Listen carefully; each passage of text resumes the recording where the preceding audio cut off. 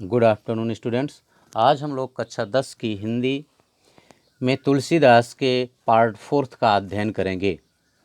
Part 3 तक हमने राम लक्ष्मण परशुराम संवाद के छंदों का अध्ययन किया है।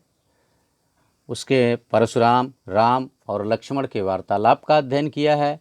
पार्ट 4 में हम राम लक्ष्मण परशुराम संवाद शीर्षक जो तुलसीदास जी द्वारा रचित है उस पर आधारित प्रश्नों का अध्ययन इस पार्ट में हम करेंगे।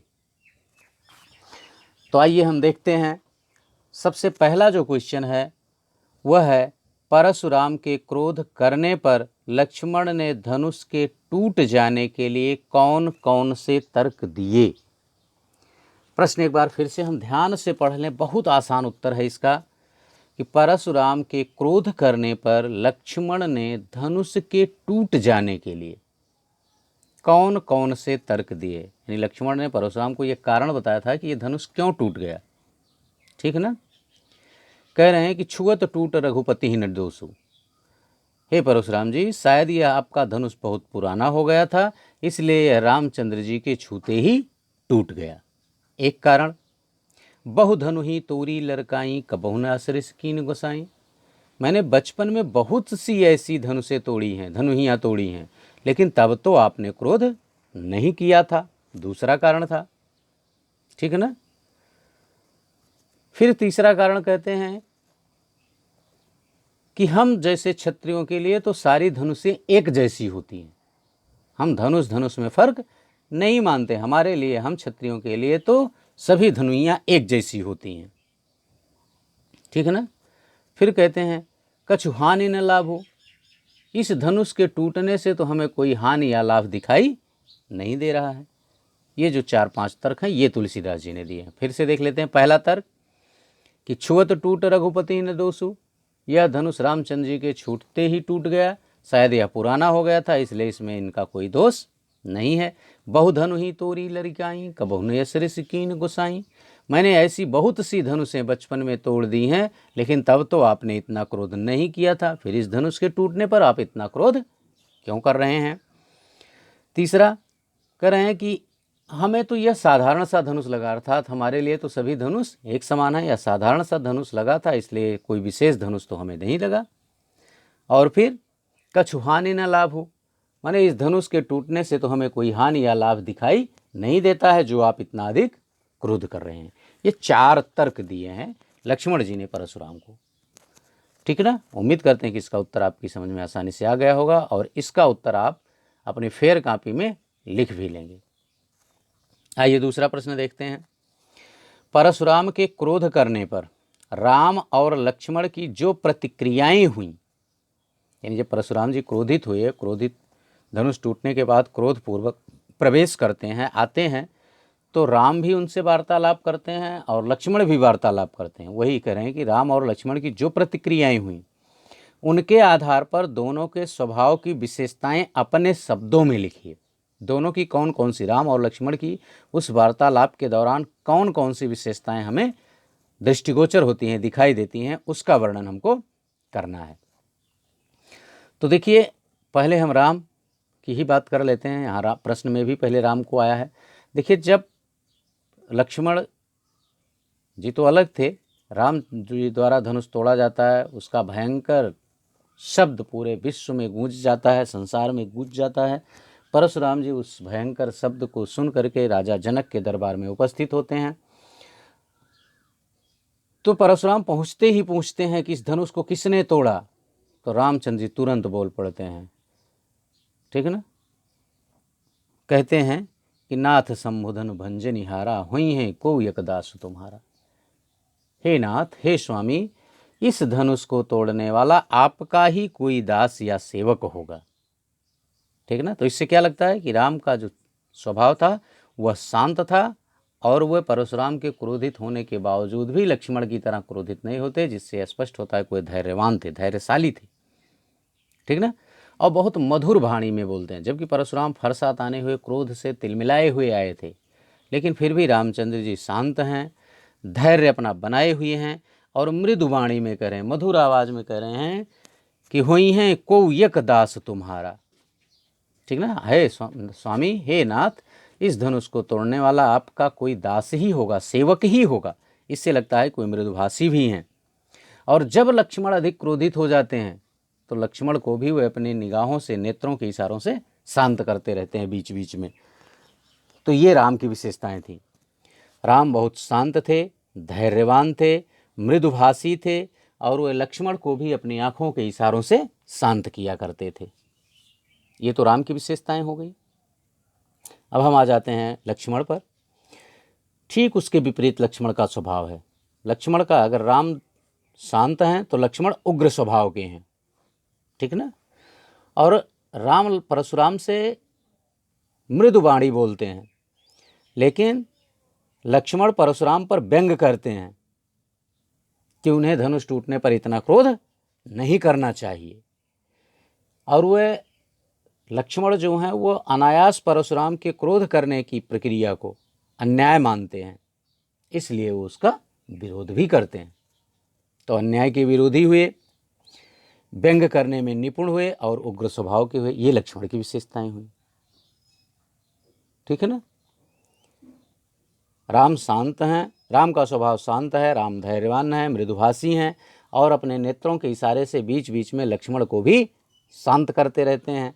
लक्ष्मण का स्वभाव अत्यधिक उग्र है। वे परशुराम पर व्यंग करते हैं कि उन्हें इतना क्रोध नहीं करना चाहिए। लक्ष्मण जो हैं वो परशुराम के क्रोध को अन्याय मानते हैं, इसलिए वे उसका विरोध भी करते हैं। ये लक्ष्मण की विशेषता है। ओके, कोई दिक्कत नहीं होनी चाहिए आप लोगों को लिखने में, नोट्स बनाने में कोई प्रॉब्लम नहीं होगी। आपको इसका उत्तर भी आसानी से समझ में आ गया होगा। हम उम्मीद करते हैं कि कोई दिक्कत आपको नहीं आएगी। तीसरा प्रश्न देखते हैं। लक्ष्मण और परशुराम के संवाद का जो अंश आपको सबसे अच्छा लगा उसे अपने शब्दों में संवाद शैली में लिखिए, ठीक है ना। लक्ष्मण और परशुराम के संवाद का, यानी ये शीर्षक है राम लक्ष्मण परशुराम संवाद। इस संवाद का जो भी अंश आपको सबसे अच्छा लगा हो उसे आपको अपने शब्दों में लिखना है। देखिए, परशुराम से ही प्रारंभ करते हैं। जैसे ही परशुराम पहुंचते हैं तुरंत उनका यही प्रश्न होता है कि शिव जी का धनुष तोड़ने का दुस्साहस किसने किया है। परशुराम यही प्रश्न करते हैं। तो उनका प्रवेश जो है, प्रारंभ जो है परशुराम जी का बहुत सुंदर है। तो इसको आप लिख सकते हैं, परशुराम हेडिंग डाल के डैश लगा के लिख दीजिए कि शिव जी का धनुष तोड़ने का दुस्साहस किसने किया, प्रश्नवाचक चिन्ह। उसके बाद फिर राम बोल पड़ते हैं। नाथ समुधन भंजनिहारा हुई है कोयक दास तुम्हारा। हे नाथ, इस शिव धनुष को तोड़ने वाला कोई आपका एक दास ही होगा, ठीक। फिर परशुराम कहते हैं कि सेवक सो जो करे सेवकाई, अरि करनी अरि करई लड़ाई।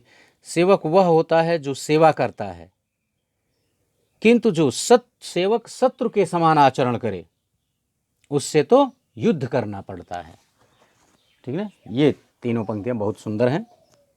तो आप इसको एग्जाम्पल में दे सकते हैं। आप इसी को लिख दीजिए, या यदि कोई प्रसंग इससे इतर आपको अच्छा लगता हो तो आप उसे भी लिख सकते हैं, क्योंकि प्रश्न पूरी छूट दे रहा है। जो अंश आपको सबसे अच्छा लगा उसे आप अपने शब्दों में लिखिए, संवाद शैली में। संवाद शैली मतलब बातचीत करने में। जैसे परशुराम आए तो शिव जी का धनुष तोड़ने का दुस्साहस किसने किया। राम उत्तर देते हैं कि हे नाथ, शिव धनुष को तोड़ने वाला कोई आपका दास ही होगा। फिर परशुराम कहते हैं कि सेवक या दास तो वह होता है जो सेवा करता है, जो सेवक शत्रु की तरह आचरण करता है उससे युद्ध करना पड़ता है, ठीक ना। तो इस तरह से संवाद शैली में आपको, यदि यह प्रसंग आपको भी अच्छा लगा हो तो आप भी इसे लिख दीजिए। यदि पूरे चैप्टर को आपने पढ़ा है पिछले वीडियो में तो आपको वो चीज़ें अगर अच्छी लगी हों, कोई भी प्रसंग आपको और अच्छा लगा हो तो आप वहाँ से उठा करके लिख सकते हैं, लेकिन संवाद शैली में ही आपको लिखना है। आइए फिर हम चौथा प्रश्न देखते हैं। परशुराम ने अपने विषय में सभा में क्या क्या कहा, निम्न पद्यांश के आधार पर लिखिए। देखिए, कुछ पंक्तियां ये आपके नीचे लिखी गई हैं। इस प्रश्न का उत्तर आपको इन्हीं पंक्तियों में से देना है। तो अगर हम उम्मीद करते हैं कि इन पंक्तियों का हम भावार्थ लिख देते हैं तो आराम से इस प्रश्न का उत्तर हमें मिल जाता है। जैसे परशुराम ने अपने विषय में सभा में क्या क्या कहा, निम्न पंक्तियां हैं, देखिए। बाल ब्रह्मचारी अति कोही, विश्व विदित क्षत्रिय कुलद्रोही। भुजबल भूमि भूप बिनु कीन्ही, विपुल बार महि देवन दीन्ही। सहस बाहुभुज छेदनिहारा परसु विलोकि महीप कुमारा मातु पितहि जनि सोचवस करसि महीस किशोर गर्भन के अर्भक दलन परसु मोर अति घोर। कहते हैं कि बाल ब्रह्मचारी, हे लक्ष्मण मैं बाल ब्रह्मचारी हूँ। यानी ये परशुराम जी सभा में, राजा जनक की सभा में पूरी बातें ये कह रहे हैं अपने बारे में, अपने विषय में। मैं बाल ब्रह्मचारी हूँ, अति कोही माने क्रोधित होने वाला, मैं अत्यधिक क्रोधित हूँ, क्रोध करने वाला हूँ। क्षत्रिय कुल द्रोही विश्व विदित, मैं क्षत्रियों के कुल का विनाश करने वाला हूँ, विश्व विदित, यह सारा संसार जानता है। भुजबल भूमि भूप बिनु कीनी, भुजबल मैंने अपनी भुजाओं के बल से, भूमि माने पृथ्वी को, भूप बिनु कीनी, भूप माने राजा, राजाओं से रहित कर दिया है। कब? विपुल बार, अनेकों बार, मैंने अनेकों बार। यानी परशुराम के बारे में यह है कि 21 बार इन्होंने इस पृथ्वी पर क्षत्रियों का विनाश किया है। तो इसीलिए कह रहे हैं कि मैंने अपनी इन्हीं भुजाओं से इस पृथ्वी से राजाओं का विनाश कर दिया है। और महि देवन दीन ही, क्योंकि ऐसा माना जाता है कि यदि कोई राजा पराजित हो जाता है तो जो राजा पराजित होता है उसके राज्य पर जीतने वाले का अधिकार हो जाता है। तो उस अधिकार के तहत राजा पराजित हुए तो उस अधिकार के अनुसार परशुराम का अधिकार उस पृथ्वी पर हो गया। तो चूंकि परशुराम एक मुनि थे, ऋषि थे, इन्होंने कुछ कारण ऐसा बना था कि क्षत्रियों का पृथ्वी से विनाश किया, तो जिसके कारण परशुराम जी ने पृथ्वी पर शासन नहीं किया, उसे अपना अधिकार में लेकर के वो वहाँ बैठे नहीं रहे, बल्कि उसे ब्राह्मणों को दान कर दी। महि देवन दीन ही, महि माने पृथ्वी, देवन माने देवता, पृथ्वी के जो देवता हैं अर्थात ब्राह्मण जो हैं ये पृथ्वी के देवता माने जाते हैं। तो पृथ्वी पर से भूप का, राजाओं का विनाश करके परशुराम जी ने यह पृथ्वी ब्राह्मणों को दान दे दी। फिर कहते हैं सहस बाहु भुज छेद निहारा परसु विलोकि महीप कुमारा, हे महीप कुमार अर्थात हे राजकुमार, तुम मेरे इस फरसे को देखो, इसने सहसबाहु की भुजाओं को भी काट डाला है। माने इसी फरसे से सहसबाहु की भुजाओं को काटा है। मातु पितहि जनि सोच बस करसि महीस किशोर, हे महीस किशोर अर्थात हे राजकुमार, राजपुत्र, तुम अपने माता पिता को सोच के वशीभूत मत करो। गर्भन के अर्भक दलन परसु मोर अति घोर, परसु माने फरसा, अति घोर माने भयंकर, मेरा यह भयंकर या भयानक फरसा जो है वह स्त्रियों गर्भ के बालकों को भी नष्ट कर देता है। ये सारी बातें परशुराम जी ने राजा जनक के दरबार में अपने बारे में बताई हैं। तो उम्मीद है कि ये चौथे प्रश्न का उत्तर भी आपकी समझ में आ गया होगा। पांचवा प्रश्न देखिए, लक्ष्मण ने वीर योद्धा की क्या क्या विशेषताएं बताई हैं। लक्ष्मण ने वीर योद्धा की क्या क्या विशेषताएं बताई हैं। सूर समर करनी करें कहीं न जनावें आप, पहली विशेषता, ठीक ना। लक्ष्मण जी बताते हैं, योद्धाओं की विशेषता बताते हुए कह रहे हैं कि वीर योद्धा जो होते हैं वे अपनी वीरता का बखान स्वयं नहीं करते हैं, बल्कि उनकी वीरता का बखान कोई दूसरा ही करता है। यानी वीर पुरुष जो होते हैं या वीर योद्धा जो होता है वह अपनी वीरता का बखान स्वयं नहीं करता, ठीक है ना। और वीर योद्धा युद्ध भूमि में अपनी वीरता का परिचय साहस पूर्वक देता है, ठीक ना। दूसरी विशेषता हो गई। तीसरी विशेषता है कि जो वीर होते हैं वे शांत, विनम्र और क्षमाशील होते हैं, बुद्धिमान होते हैं। ये तीसरी विशेषता है। चौथी विशेषता, वीर योद्धा कभी स्वयं पर अभिमान नहीं करते, जबकि परशुराम जी कह रहे हैं, ठीक ना, कि विपुल बार महि देवन दीनी। ये पंक्ति देखिए, भुजबल भूमि भूप बिनु कीनी, मैंने अपने भुजाओं से पृथ्वी को राजा विहीन कर दिया है, क्षत्रिय विहीन कर दिया है। तो इसका मतलब भाई परशुराम में अहंकार है, ठीक ना, अभिमान है। तो इसीलिए कह रहे हैं कि वीर योद्धा स्वयं पर अभिमान नहीं करते हैं, ठीक। और फिर कह रहे हैं कि मातु पितहि जनि सोच बस करसि महीस किशोर। तो इससे यह भी लगता है कि दूसरों का आदर या सम्मान नहीं है, क्योंकि इन्होंने एक बार और कहा है, एक पंक्ति है कि जिसने भी इस शिव धनुष को तोड़ा है वह इस सभा को छोड़कर बाहर आ जाए, अन्यथा सारे लोग मारे जाएंगे, ठीक है ना। तो इससे इनका ऐसा लगता है कि दूसरे का सम्मान परशुराम जी नहीं करते हैं। तो लक्ष्मण ने वीर योद्धा की यही इन्हीं विशेषताओं का वर्णन किया है।